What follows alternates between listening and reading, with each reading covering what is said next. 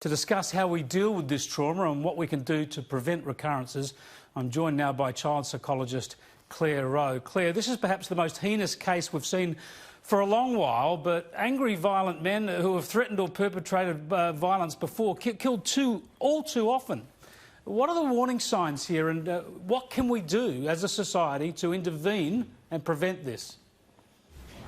Yeah, thanks, Chris. I think some of those words that you were just using there in your introduction, thank you very much. I think just really, I don't think there's any words. I think everyone struggled, the media, individuals today around their workplaces, to grapple to. I mean, the word tragedy just, it doesn't seem to cut it. It's horrific and a monstrous crime, and I think.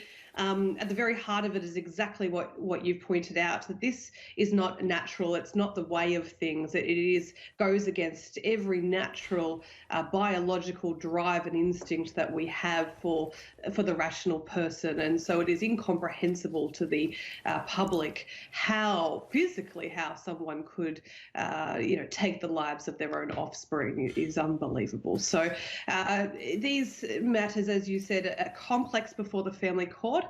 I have been, on your show, Chris, before, stating that people can make false allegations of violence in the family court. So it becomes an incredibly complex matter.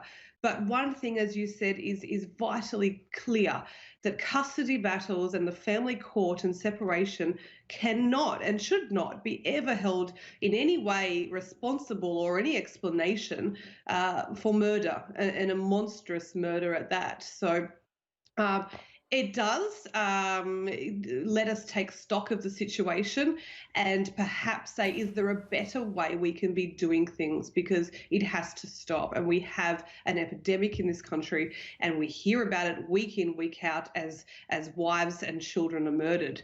And we are working within a court system, in my opinion, which is not set up to quickly come in, assess these cases and act.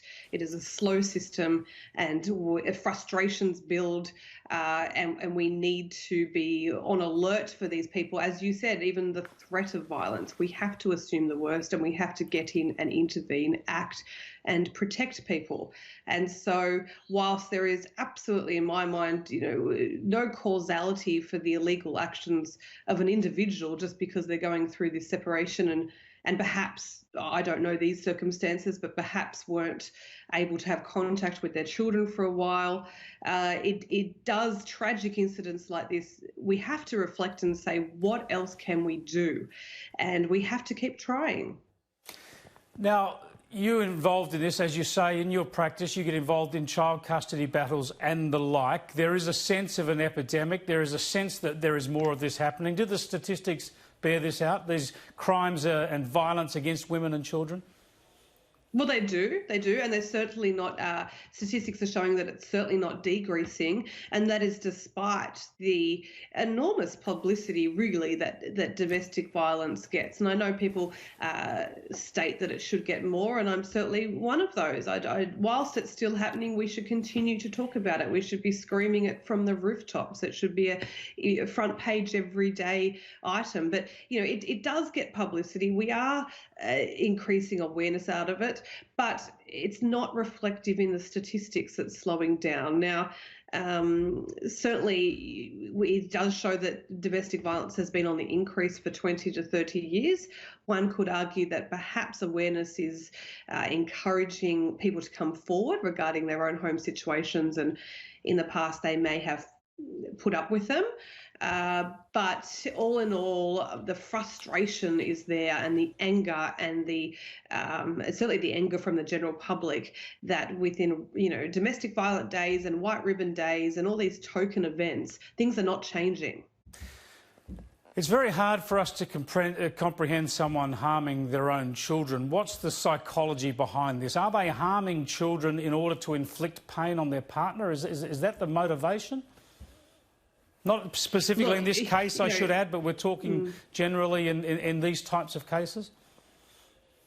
Yeah, look, generally in these types of cases, I think there can be a multitude of motivations. And at the end of the day, I mean, this is a heinous, monstrous, violent murderer. And so when we're looking at that, we might as well kind of, second guess, well, what are the motivations of, any other kind of crime of that magnitude? And it is complete and utter irrationality and incomprehensible to anyone to even fathom, to have a reason. And I certainly don't want to make it sound like any reasons are good enough for this type of act. Exactly. Well, just on that point, I wanted to raise that because we've both. I mean, there are issues involved that are going to be raised all the time, but they can never be raised as any sort of mitigating circumstance for this sort of heinous act. And that's why I want to show you something that the Queensland police officer Mark Thompson said just an hour ago in Queensland when referring to the investigation and appealing for information from all sides on this case. Here's a little bit of what he had to say.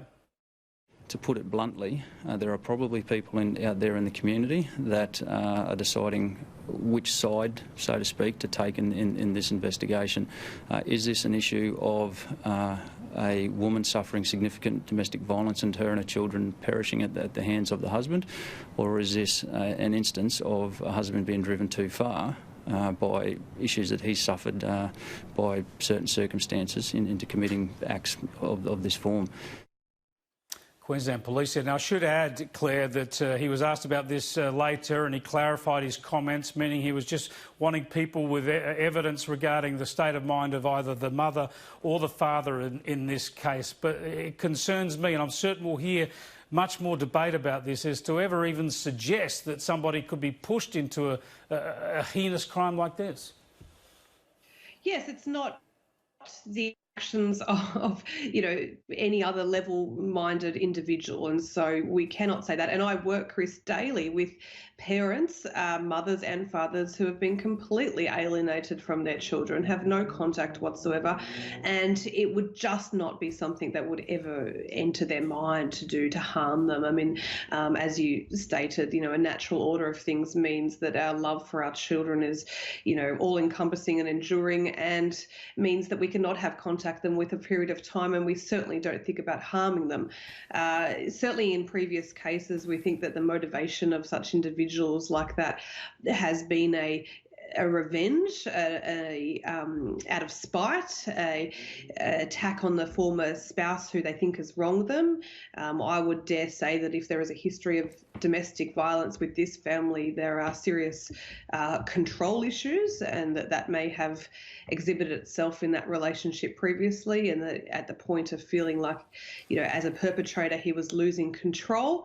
This was the ultimate act of control to show that he had control over everyone ultimately in the end.